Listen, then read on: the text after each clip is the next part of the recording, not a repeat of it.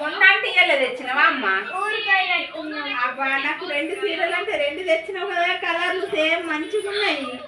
మరి 2000 ఇది 600. ఈ 600 2000 అంటే నేను దసరా కట్టుకున్నా.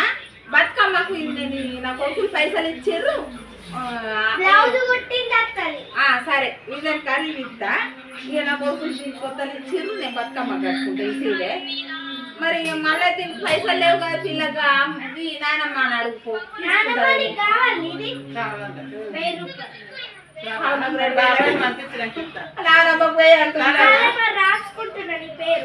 రాసుకో, బాబాయ్ పంపించినాక ఇస్తా. ఎప్పుడు ఇస్తా? ఏ వారం ఇస్తావు? ఏ వారం అంటే వారం రోజులకి ఇస్తా. కాదు ఇందమ్మా, నాకు 2000 అన్నావు. నేను లేకపోతే ఆ సీరే తీసుకుంటు కదా. నీ నానమ్మ నువ్వు 1000 రూపాయలు తక్కువ ఇచ్చినావు, నాకేమో 600 అంటే 600 బాబాయ్